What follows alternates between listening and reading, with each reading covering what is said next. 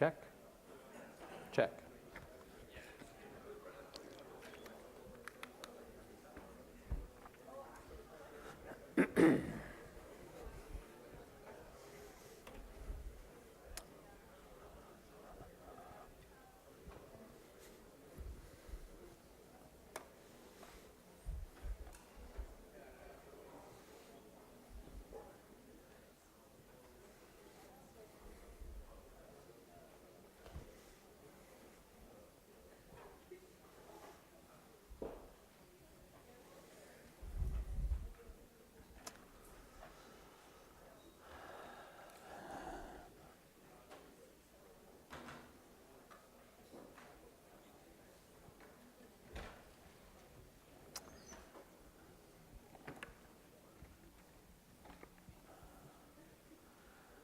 Okay, let's go ahead and start, I guess.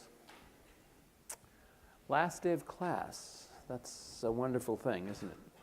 Final exam is next Thursday, a week from yesterday. It's a 3-hour exam in this room. Bring writing equipment, and that's about all. Flashlight? Yeah, flashlight. Might not be such a bad idea. Did I tell you I'm immensely impressed on how everyone adapted? I mentioned that, didn't I? And we got through that. I was thinking we're going to have to cancel the exam or something like that, but we got through it. Make sure you bring your UCSC picture ID to the exam also. As I promised, homework 8 solutions are posted. You should look at those carefully. We haven't quite gone through an example of Dijkstra yet, but we'll do so now. And there's also an example on homework 8 solutions. And some interesting applications, I think, of Dijkstra. I have to remember what was I talking about. Some problems here that I really like. There's a nice Bellman-Ford. Here's a run Dijkstra 2 times. Oh yeah. Yeah, this is a matter of finding a most reliable pathway in some kind of a network. All a matter of choosing the right weight function to run Dijkstra on. You should look that over, and it's indicates, you should think of the weight function on edges as some kind of a variable that you can adjust to your particular needs. All right, I won't dwell on that. I do have final review problems posted. Some of these problems, especially 12 through 19, are definitely not going to be on the exam, but we'll see how far we get today. Okay, make some kind of assessment of that before we leave. Where were we last time? Well, we're talking about these 3 lemmas that form the infrastructure to both Bellman-Ford and Dijkstra. The first one says that in any sequence of relaxations, as soon as a vertex receives a finite value, then you've discovered a path from the source to that vertex, a finite d value. Second one says that this inequality is maintained over any sequence of calls to relax.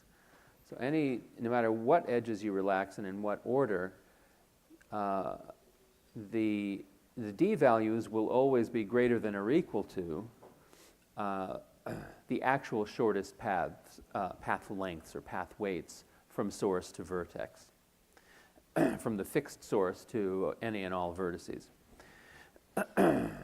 So the key in both algorithms is to design some sequence of relaxations that cause the d values to converge from above, down, from starting at infinity and down to the actual delta values. And lemma, that was proved. So both those proofs. So I came back and I proved lemma 1 by induction last time. I'd memorize that proof if I were you. I've put it on final exams. I might put it on this final exam. I'm not going to tell you whether I will or I won't. Second proof of lemma 2 uses the result of lemma 1 as a consequence and is definitely worth knowing. I consider it a much easier problem, therefore much more likely, if anything, to be on the exam. It's a proof by contradiction. And then what did we get to? Lemma 3 was the so-called path relaxation property. Did not prove this. I don't know, where am I? Oh, way back here. Lemma 3 is a path relaxation property, which says, it says something about a particular relaxation sequence. If you've got a sequence of relaxations that has, as a subsequence, relaxing all the edges along some shortest paths, then the end of that shortest path, its d value will have converged. So the whole point of Bellman-Ford was to do an extravagant number of relaxations, but do it in such a way and in such an order that we're sure that every shortest path must have, every endpoint of every shortest path must have converged by the time we're done. Okay, and then we come to Dijkstra. Dijkstra is much more frugal in the number of relaxations it performs. It uses this extra data structure, or this ADT, a priority queue, and it also requires only non-negative edge weights. It maintains a set of vertices whose minimum path weights have been determined, and it maintains a min priority queue of vertices, and they are those sets, the priority queue and the set S, are always maintained as opposites or complements of one another in the whole vertex set. Actually, S kind of takes the place of color in BFS. Remember, BFS had 3 colors, and they meant something about the progress that has been made for a vertex. The color of a vertex tells you how much progress has been made to, figuring out, completing the algorithm with respect to that one vertex. Well, if you're in S, then you're done. The D value has converged. So it kind of takes the place of color. Here's Dijkstra's algorithm. A very simple algorithm. Initialize with respect to the source, set S to empty, set Q to be the whole vertex set. So while there's anything left in this priority queue, extract the minimum. So remember, it's a min priority queue. And what are the keys? The keys are the D values. And what are the D values? They are the shortest path weight estimates, and they all start out at an infinite. So on the first iteration of this while loop, what gets extracted? Necessarily the source, because that's the only one with a 0 D value, and everything else is infinity. Okay, so add that to S, signifying that there's no more work to do on adjusting S's D value. Remember, there's a big S and a little s. Little s is the source vertex. Big S is a set of vertices. Probably should have used a different letter there, but and then take all edges that emanate from the vertex we just extracted, and relax all of those edges. So we relax all the edges that have X as origin. I'm sorry, all the edges that have X as origin, and thereby we could be improving the termini, or the D values of the termini of some of those edges. Okay, remember though, relaxation does this decrease of the D value of the terminus, Y. You can't just reach into a priority queue and change a key. Remember, D values are keys. You have to do it in a way that respects the priority queue structure, whatever structure is inside the black box. So the way to do that is to call the decrease key function. okay, decrease key of y to this lower number. And then set the parent of y to be x. In other words, we already know that x is correct. Now we're setting the putative predecessor of y to be x, since we found a better way to get to y by going through x. Who knows, maybe later on we'll find an even better way to get to y. But for now, that's the best way we know of. The key in the proof of correctness is to show that at this time, the time that the d-value of x is the minimum of amongst all d-values still in the Q, at that point in time, the d-value has converged. Okay, I'm not going to go through the proof of correctness, but that is the key to proving correctness. That argument explicitly uses the fact that all edge weights are non-negative, and that proof you would see at a certain point that that proof is incorrect, or a certain step, a logical step in the proof, wouldn't go through if there were any negative weight edges in the graph. Okay, so what about the runtime? To calculate the runtime,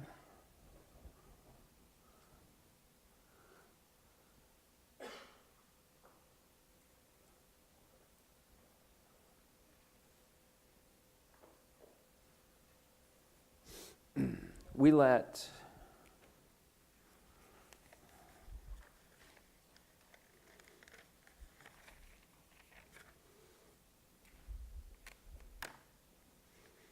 where are my notes on it?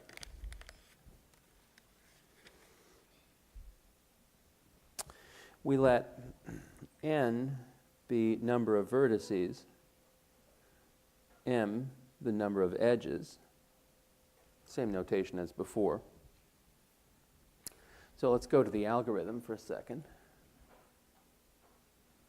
Line 3 is, well, first of all, how do we implement this priority queue? We implement it in the most efficient way possible. By the way, Dijkstra himself, who invented this algorithm in the 1960s, didn't use priority queue. I mean, he just said, find the minimum, right? That was the original algorithm. So sometimes this version of the algorithm with a heap-implemented priority queue is called modified Dijkstra. So you might hear of it called modified Dijkstra, but this is the state of the art in terms of how to implement Dijkstra's algorithm. Another interesting story, Dijkstra visited UC Santa Cruz not long after it was built in the early 60s or mid to late 60s. And if you poke around on the internet, you can find his memoirs or diary on the subject, and he despised UC Santa Cruz. He hated it. He thought it was, he just complaining about every little thing, where he was staying, the room he was in, the people. He was just kvetching up a storm. So I don't know. It's just an interesting and funny fact to read that. It's a long time ago, but like more than 50 years ago now. So anyway, where was I? Oh yeah, runtime of Dijkstra. So we're actually computing the runtime of modified Dijkstra. We assume Q is a heap implemented.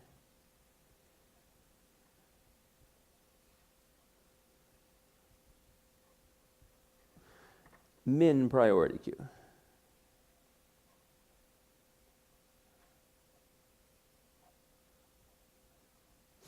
Okay. So look at line 3. Let's go back here. Line 3, what's that? That's the constructor for the priority queue. And what's in the constructor? The constructor is really a call to build heap, right? It's a min heap implemented priority queue. Build heap. Build heap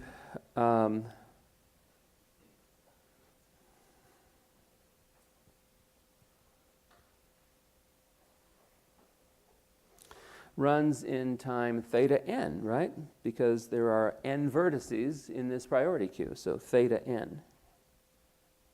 That's the cost of line 3. I'm going to leave out the operations that take constant cost. Oh, by the way, what about line 2 and line 6, where we're doing operations on this other set S? Well, if you think about it, those S is never really even used.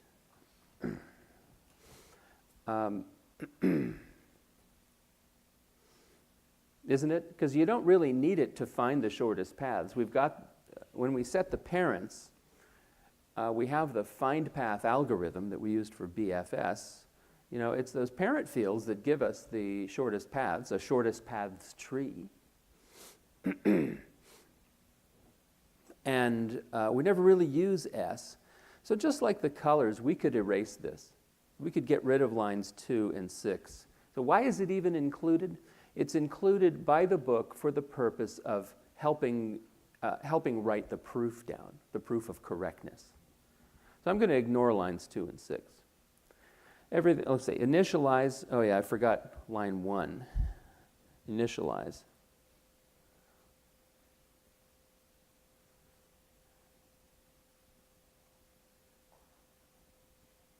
That takes also time theta n, right? Because you're initializing every vertex. Okay, so now what?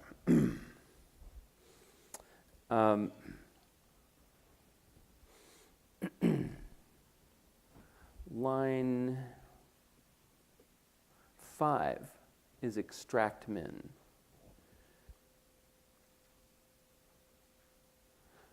Line 5 is extract min. Remember what extract min contains. What do?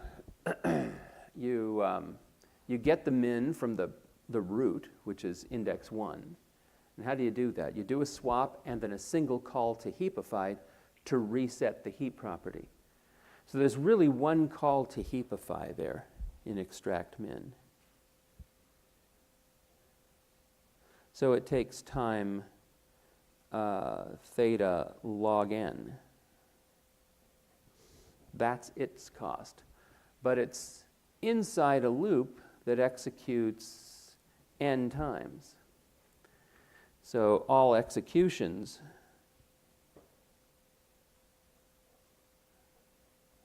of that line cost theta n log n. Okay, what else? Well, we're ignoring 6. 7 is a for loop. And what are we doing? Relaxing all edges that emanate from X. Well, instead of looking at that loop, let's just consider the totality of all relaxations. Every edge is relaxed at most once. In a connected graph where you can get anywhere, then every edge would be relaxed exactly once. That's why is every edge, let's suppose every vertex, for simplicity, every vertex is reachable from the source. So why aren't you ever going to relax an edge more than once? Every vertex, once it's extracted from the queue, is never put back in. The first thing you do is you relax all edges with that vertex as origin. And every edge only has one origin. So therefore, every edge can only be relaxed once. So line 8,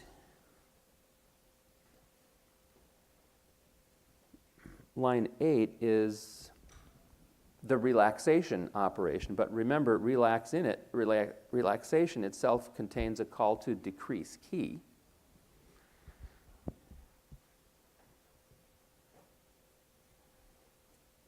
And remember the cost of decrease key, since you had to climb up a line of ancestry in the tree, its runtime was also log n.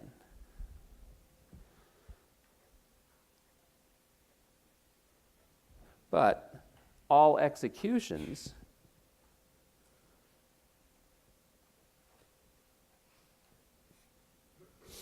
not really looking at the structure of the inner for loop. Just think about all possible executions of the relax operation and therefore the decrease key operation. It's going to be done at most once on every edge. So this is theta, worst case, theta m log n. Okay. So let's add up all the terms. Theta n, this term, this term, this term, that's all executions of the heapify, and this term, that's all executions. So these two are lower order terms. I'm going to ignore them. Add these two, factor out the log n, so total cost is theta n plus m log n. Infinitesimally worse than BFS. Pretty good, right? I mean, there had to be some cost to having weights on the edges. If there are no edge weights, you can just run BFS. So this is really a fantastic algorithm, at least when you implement the heap, or rather the priority queue as a min heap. It's extremely efficient. Like I said, Dijkstra wasn't so concerned with the runtime. He was just trying to get an algorithm that worked. So he's just said, pick the minimum D value left.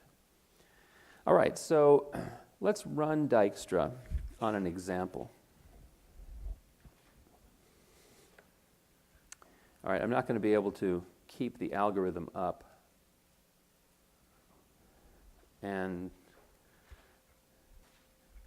oh, maybe I should. For running the example, this page is not that important, right? Well, let me draw the example.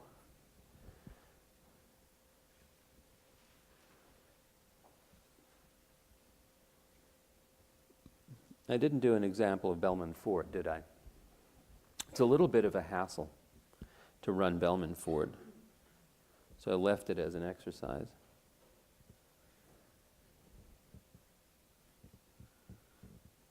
Why is it such a hassle? Because you've got to do all these relaxations, and you've got to keep track of all the D values after all the relaxations. So here are the vertices.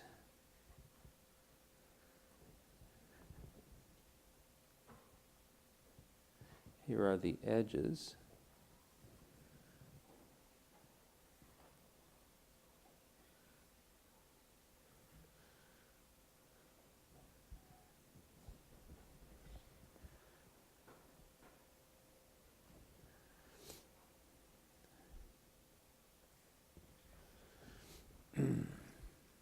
And let us take, I need the weights too, right? Yeah, weights. 1, 1, 1, 1, 1, 8, 3, 3. And let's take the source to be 1.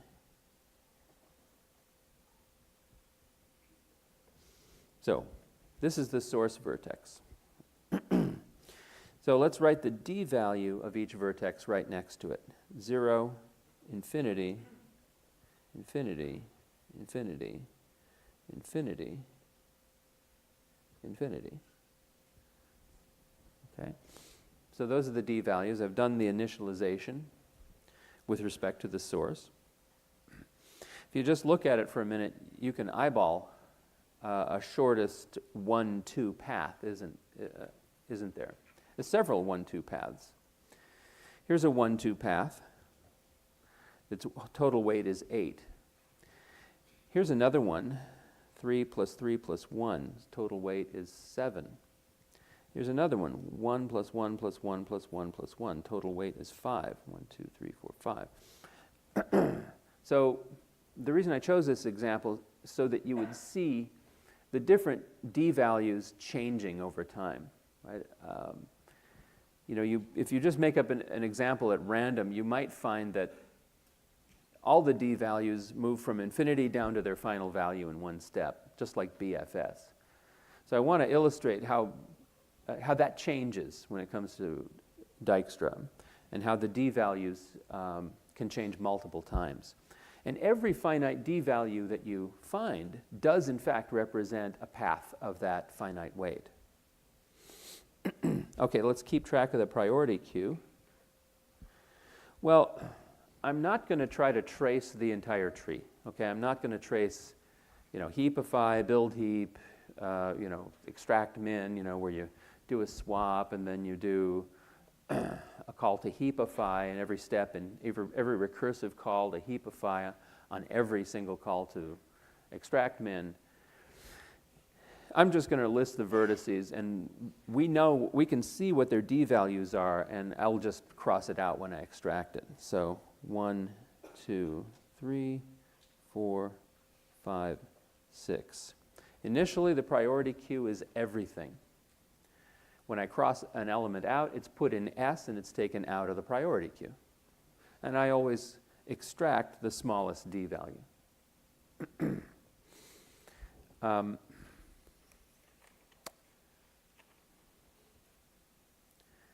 Let's also keep track of the shortest paths tree. Initially, 1 has, so this tree is always going to have 1 as its root. So here's 1.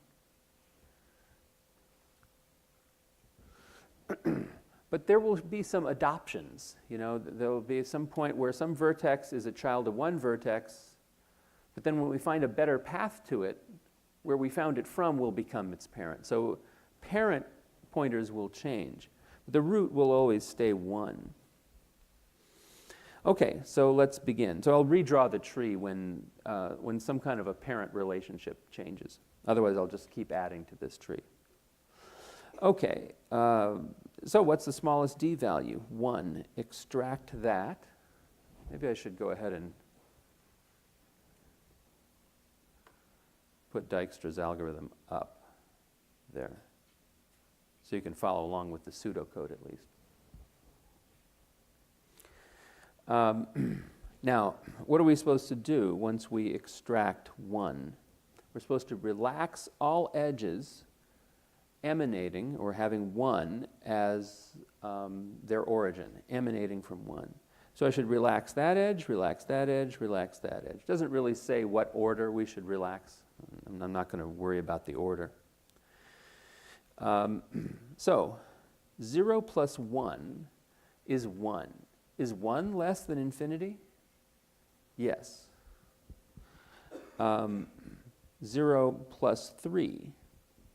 So let's do this. So this becomes 1, and 4 becomes a child of 1. Correct? 0 plus 3 is 3, and that's better than infinity. So this becomes 3, and 5 becomes a child of 1.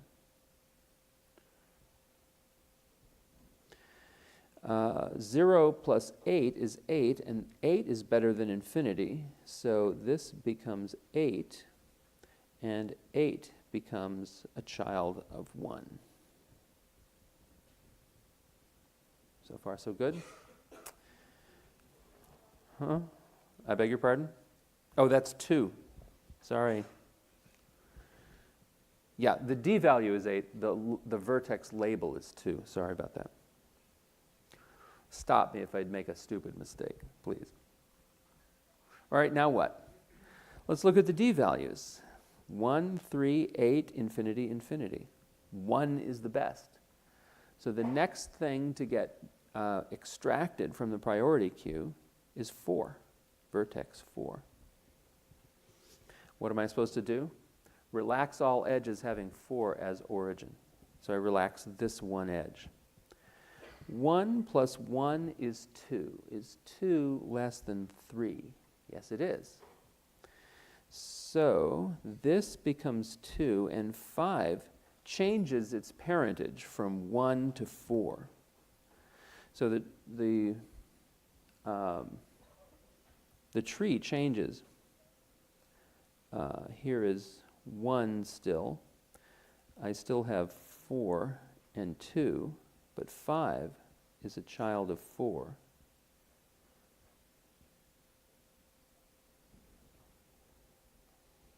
So the shape of the tree has changed.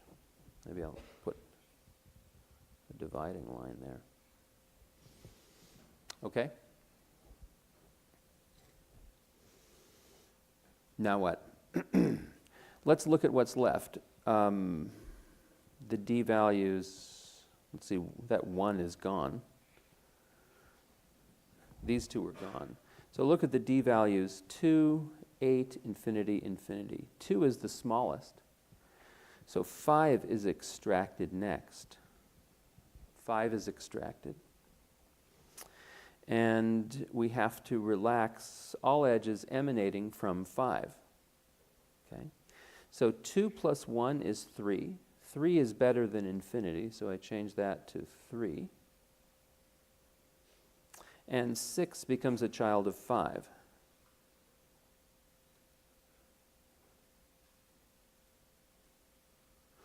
All right? 2 plus 3 is 5. 5 is better than infinity, so I change that to 5. And 3 becomes a child of 5. Okay? So what's left? 2, 3, and 6. 2, 3, and 6. What are the d values? 3, 5, and 8. 3 is the best. So 6 is the next vertex to be extracted from the priority queue. And I have to relax this edge emanating from 6. So I take 3 plus 1, that's 4, which is better than 5. So we improved another d value.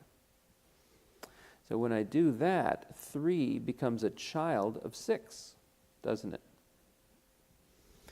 So this guy is going to change his parentage from 5 to 6. So let's put this over, draw the new picture. 1, 4, 2, I tell you what, I won't write the dots. 4, 2, 5,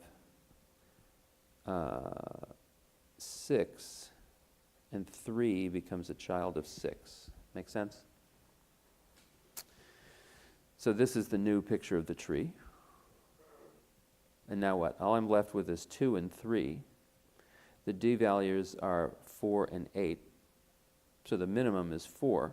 Extract 3 from the priority queue. And relax this edge. 4 plus 1 is 5. 5 is better than 8.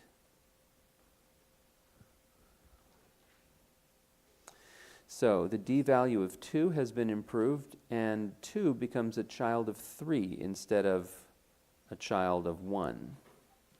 So one more change. I think this is the last picture.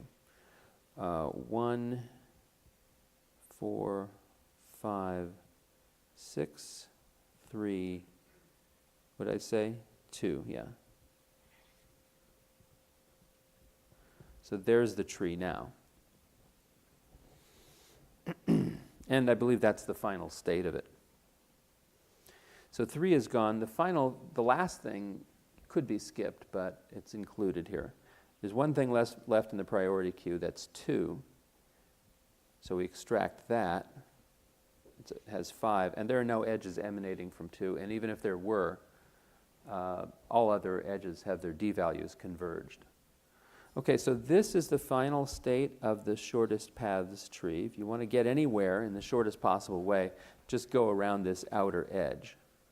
Doesn't matter where you're going. Follow that bus route. You'll get there the cheapest way. All right, that was by design. I wanted to see a bunch of d values change, and I wanted to see the shape of the shortest paths tree kind of evolve into its final state. You don't see that in BFS. And as soon as there is a parent-child relationship, it stays throughout the rest of the algorithm. Okay, so be prepared to do an instance of Dijkstra on the final exam. Now, What about Bellman-Ford? Am I going to ask you to do Bellman-Ford on the final exam? Well, question? How come there's a swap and extract min? How come it doesn't just increment the head of the list by 1? Why is there a swap and extract min? Okay, so this goes back to this priority queue operation. Extract. So this is, so when I originally gave it to you, it was extract max, right? So now we're talking about a min heap implemented min priority queue. The smallest value is, once it's a heap, once the heap property is satisfied, is sitting at the root of the almost complete binary tree. And that's at the front of the array, index 1. So you want to remove that from the tree and from the priority queue. Well, how do you do that? You've got to put something else in its place.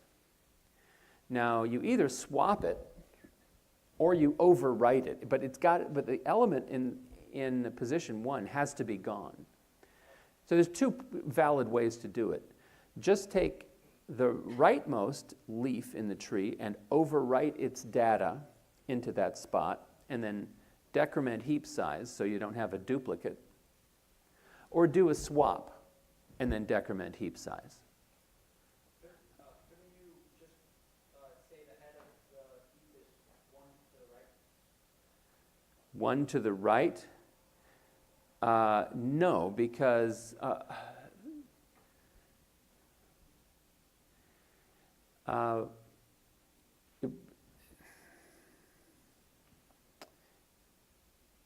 yeah, just pretend that element. I kind of see what you're saying. Pretend that element is not there.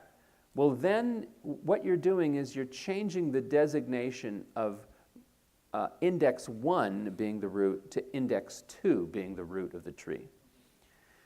So you've got to change all your other algorithms. You know, it is, the tree picture is imaginary anyway, and they're just enforced by the algorithms. But certain algorithms depend on, for the heap property itself depends on 1 being a member of the heap, index 1 being a member of the heap. So I suppose you could probably get away with that, but you'd have to change the tests in a bunch of different algorithms, right? Because the way they're all set up right now is to consider 1 as the root. You're saying let's just kind of change our imaginary picture of the array as a tree so that 2 is the root and 1 isn't part of it. Okay, I suppose you can do that, but you're going to have to change some of the algorithms. So you're going to have to store some other information somewhere that would enforce that change of view. Okay, I'm not going to try to figure out what they all are, what all changes would have to be made. But okay, I guess I was asking a question, wasn't I? I was saying Bellman-Ford. You're going to have to do a Bellman-Ford. Well, first of all, same as last time. If I'm asking you to run an algorithm, I'll give you the pseudocode for the algorithm. But if you have to look at it, then you don't know the algorithm well enough. Now, what about Bellman-Ford? It's been a long time since I asked anybody to do Bellman-Ford. It's a hassle. It's a hassle to grade, too, because so much information has to be written down. So I suppose I could ask you a question about Bellman-Ford, but I don't think I'll be having you run. I do have it on the review sheet. It's worth your time just to try to understand it. But other than that, no. Don't expect Bellman-Ford. Don't expect to have to run an example of Bellman-Ford. What might I ask you about it? I have no idea. There is a homework problem, though, that asks you how you can shorten the loop, isn't it? Does anybody read the solution to that homework problem? Yeah, you can shorten that loop in Bellman-Ford by the loop on passes over the edge set. The minute you do a pass over the edge set in which no d values change, you can stop. Go ahead.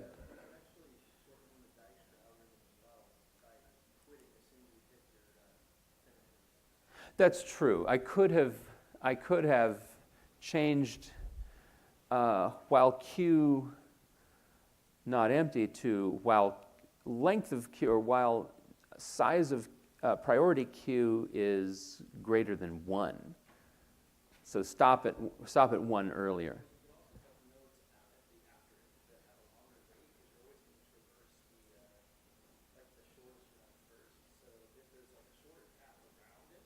By shorter, you mean fewer edges.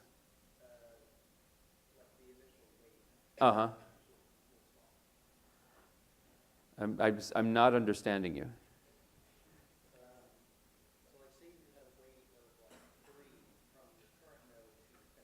Yeah.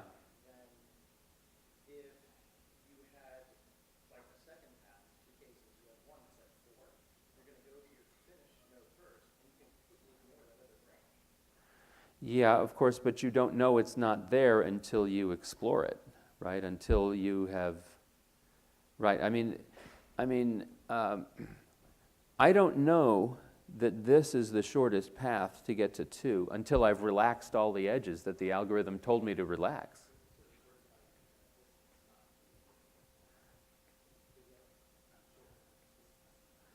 So you're saying sort the edges by, yeah. Okay, so that's Dijkstra's algorithm. What's next? Well, there's not enough time to cover red-black trees. However, there is a little time left, and I think there's enough time for us to cover a very shortened and abbreviated version of minimum weight spanning trees. Everybody's looking at me like, oh my God, he's going to... No, please, no.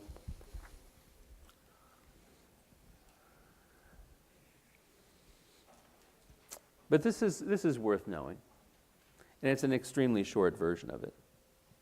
So chapter, it's so short that if you actually look at 23, what I'm about to tell you doesn't look very much like it. So let G be a graph undirected with weight function. So it's a weighted undirected graph.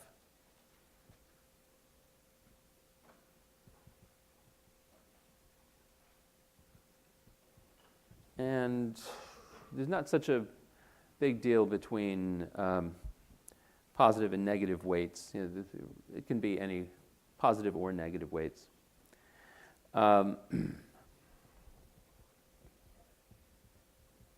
A spanning tree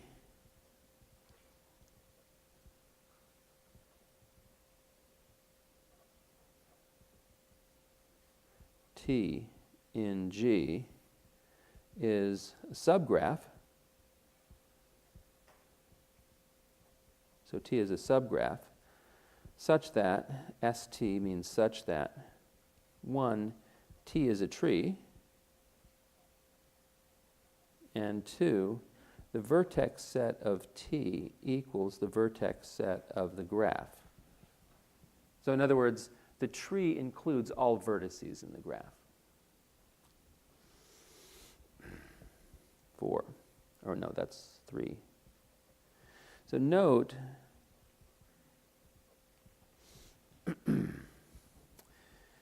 G contains a spanning tree if and only if it's connected. Right? Certainly if G contains a spanning tree, since the tree is connected and includes all vertices, the graph must be connected. But it's if and only if also. If the graph is connected, it contains a spanning tree.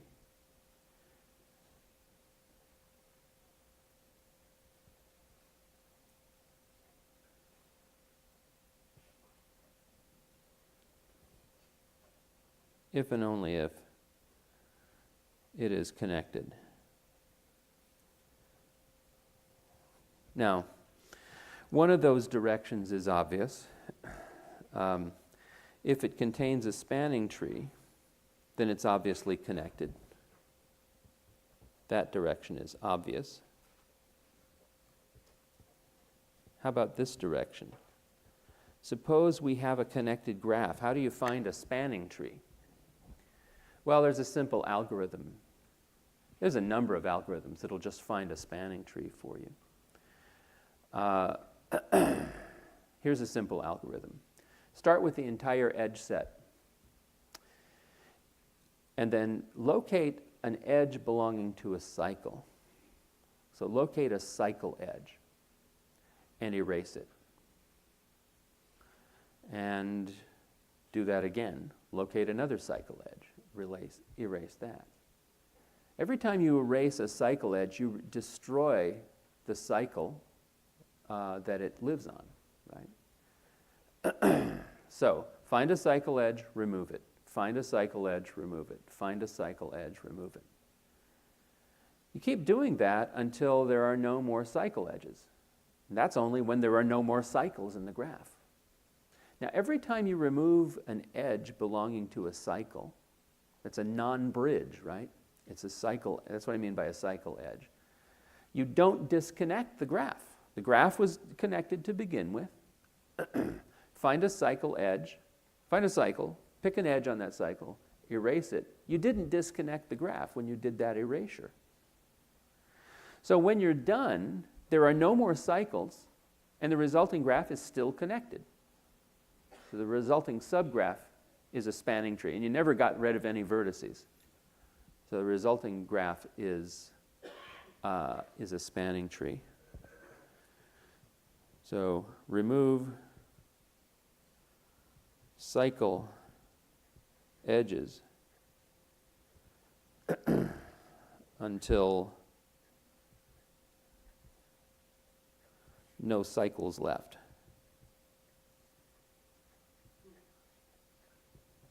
The result is a spanning tree.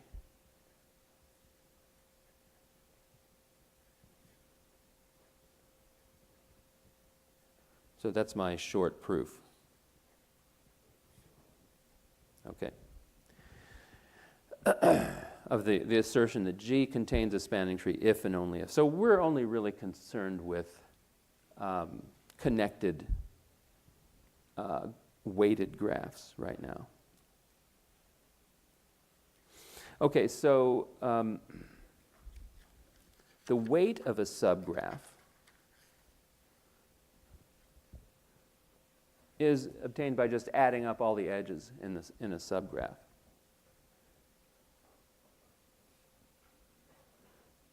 If H is a subgraph of G, we define the weight of the subgraph H to be the sum over all edges in edge set of H of the weight of the edge. Okay, just add up all the edge weights in a subgraph. That's the weight of the subgraph. So the weight of a spanning tree is, spanning tree is a special case of a subgraph. So now here's a definition. A minimum weight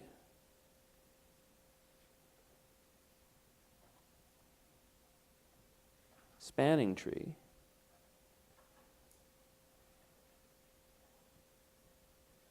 I'll abbreviate that MWST in G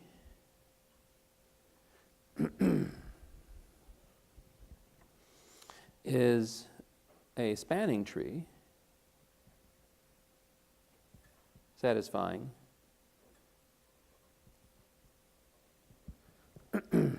weight of T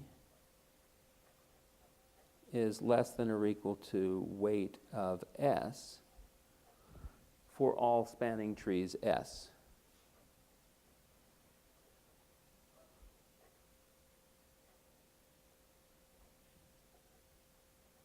In G. So that's exactly what the name says. So this chapter is on minimum weight spanning trees. Okay, the minimum weight spanning tree problem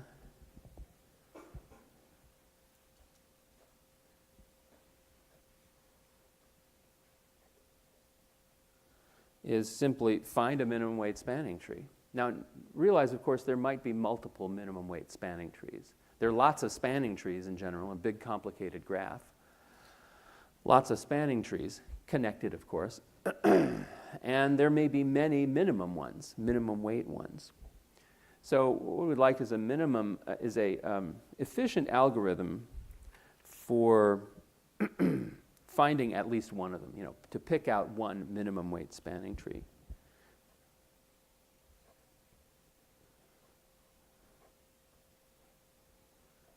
That's the problem. We have two algorithms. Say again? Oh, I'm sorry. I thought I had it up. I thought I had it up this whole time. There. Better? In fact, all this time I thought I had that up. Okay, never mind. It doesn't repair the problem, does it?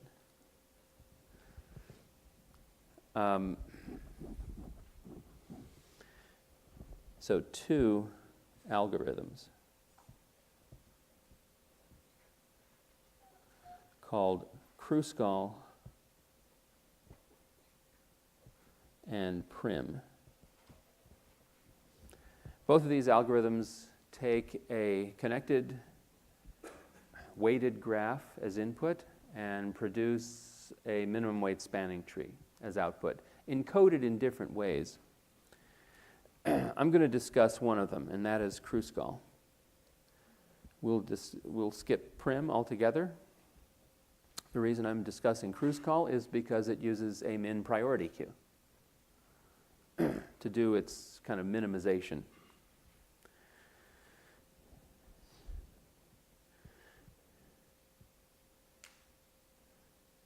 A min priority queue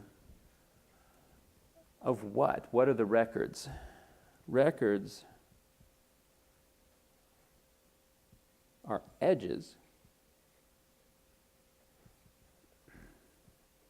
Keys, right? Each record has to have a key field. Keys are weights, edge weights, okay, in this min priority queue. So here is Kruskal. It's a very much simpler version of Kruskal than you're going to see in the book if you look.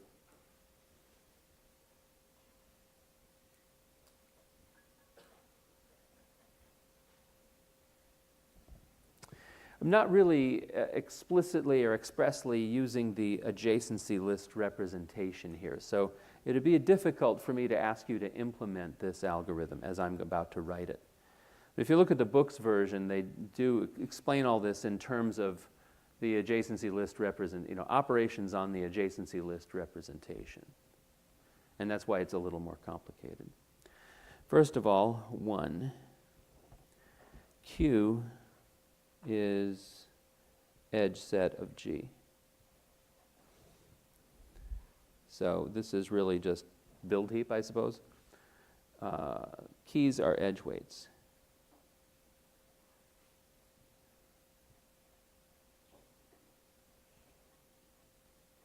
Okay. And 2. Here is a set of edges, F, which is initially empty. 3. While the number of elements in this set, F, is less than n minus 1. And what's n? N equals number of vertices in G. I suppose I should have assigned a local variable n that value, but I'll just comment it, all right? Again, this is pseudocode. So while the number of edges in F is anything less than what it needs to be in order to be a spanning tree, 4, extract min. E equals extract min from this priority queue, Q. So take the the best edge you can find, best meaning lowest weight, and see if you can add it to F without creating a cycle. 5. If F union the edge E is acyclic, then 6, let F equal F union E. In other words, add that edge to E. Now, this is where the simplicity of this algorithm is belied by the fact that I don't know how to tell you to do that. How do you tell if the addition of an edge to a set of edges would create a cycle or not? So the book presents a version of the algorithm that makes that explicitly clear. How do you tell that you can add that and still have a forest? Okay, but in any case, when you're done, the edges of F form the edges in a minimum weight spanning tree, because you stop when number of edges in F is exactly equal to n minus 1. Right? That's the first time this is false. So it has the right number of edges. You automatically include all vertices. And can there be any cycles? Well, no, because you only added edges that would not create a cycle. I guess you have to prove somewhere along the line that you never get stuck. At least n minus 1 times, there's going to be such an edge you can add. Okay. Well, that has to be. This all goes back to our original statement about how many edges are in a tree with n vertices. I guess the precondition here is G is connected. I didn't write that down, but so now G does contain a spanning tree. And this algorithm, if you think about it, has to halt. So here's a theorem. I'm not going to prove it formally, but I think we could pretty easily. When this is done, the subgraph T, consisting of the entire vertex set of G and F as its edge set, is a minimum weight spanning tree in G. Okay, so that's Kruskal's algorithm, the theorem that asserts its correctness. See how abbreviated this is? Let's do one example.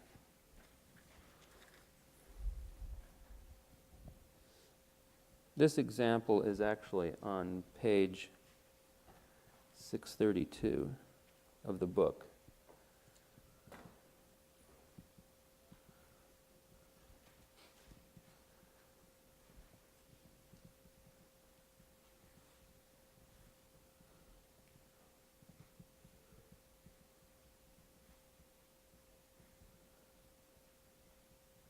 Okay.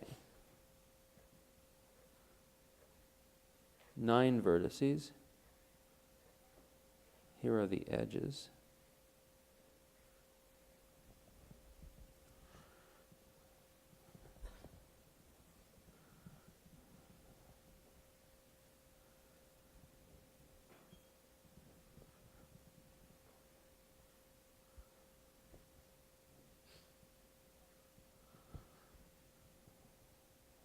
Okay, there's the graph.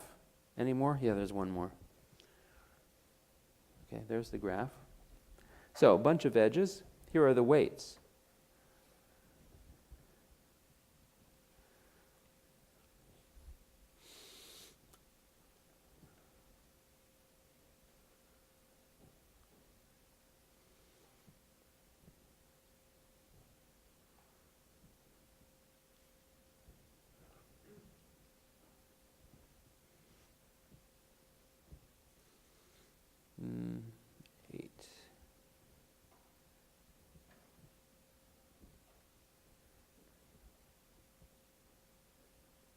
Did I leave any out? Okay, there's our weighted graph. Let's run Kruskal on this graph.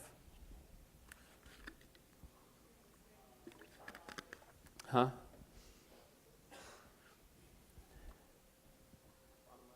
Oh, yeah, you're right. That's 10. Thank you. Okay, so I'm just going to shade them in as we go. And you're going to see that there are some choices along the way that are going to depend on the way that this priority queue was made in the first place. All right, so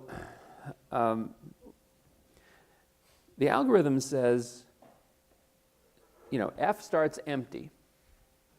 And we extract the min from our min priority queue of edges. So in other words, we just find the minimum edge that hasn't been picked yet, minimum weight edge that hasn't been picked yet. That would be 1. Adding 1 to the empty set doesn't create a cycle, so that's our edge. That's one of our edges. Okay, now go to 2. Well, which 2 should I extract, that 2 or that 2?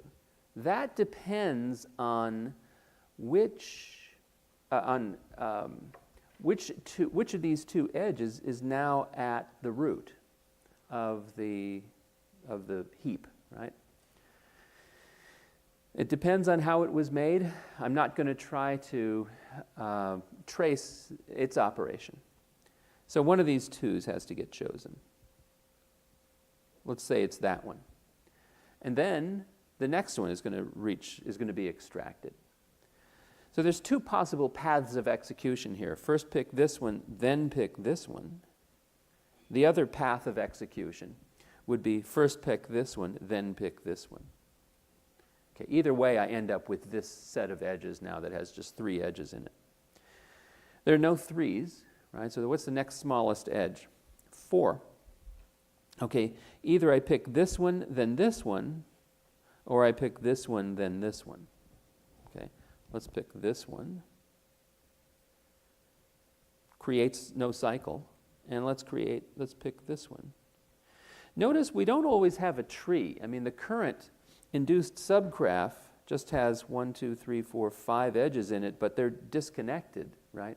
This isn't a tree, but it is a forest. If I look at that edge and its 2 ends, that edge, that edge, that edge, and that edge, I have a forest. So it's acyclic, but it doesn't yet span.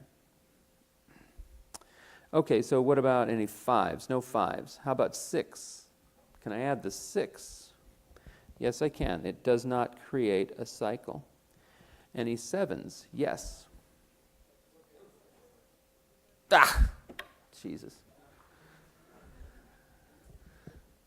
Now I can't undo it. Does anybody have any white out? Make it smooth? So I'll do this. Forget that. Okay, that edge is not there, guys. So I can't use that 6. Can I use 7? Well, I can't use that 7. So if that was so this gets extracted and then discarded, not added to F. This would get extracted and not added because it would create a cycle. But this one can be added. Okay. How about 8's? Well, I can pick this one. But once I do that, I cannot pick this one. Or I could pick this one. Then once I do that, I cannot pick this one. So here's where the 2 paths of execution and the way that the priority queue is actually constructed takes us in 2 directions. And there are actually 2 different minimum weight spanning trees that we could construct. So let's pick this one.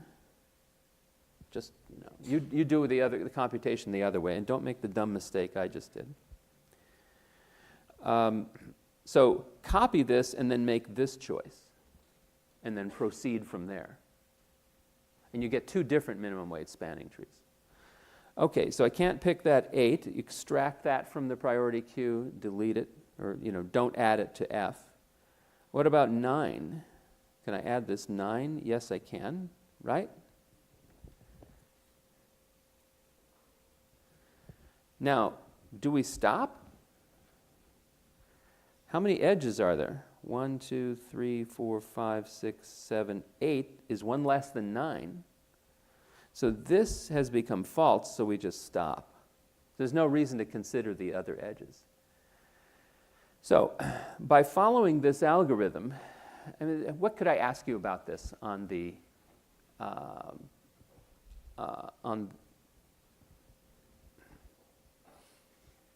so here's F.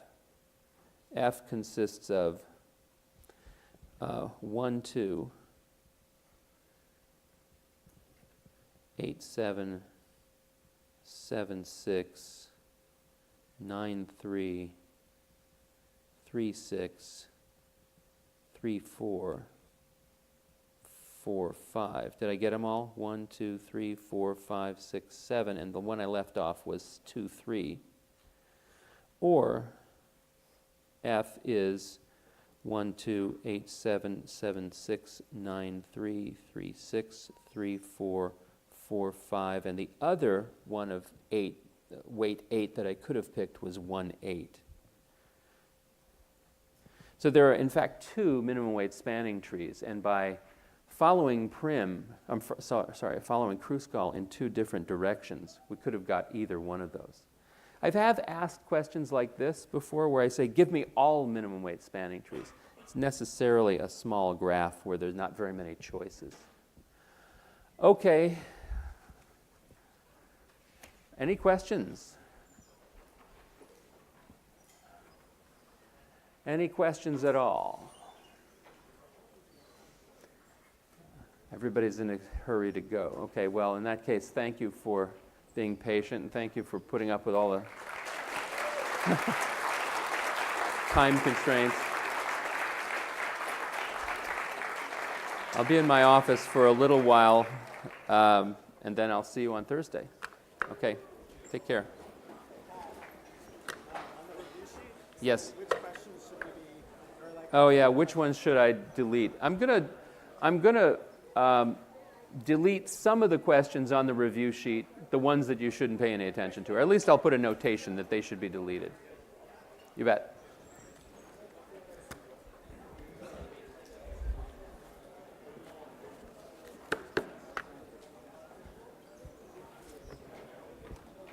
Go ahead. Yeah, just need to finish, Yes. finish off this week. Alrighty. Good. All right. I'll see you next quarter. You too. Take care. Yeah, in 5P, right? Good, good. All right. You too. Hi. Yeah, sure. Walk back to my office with me and we'll talk about it.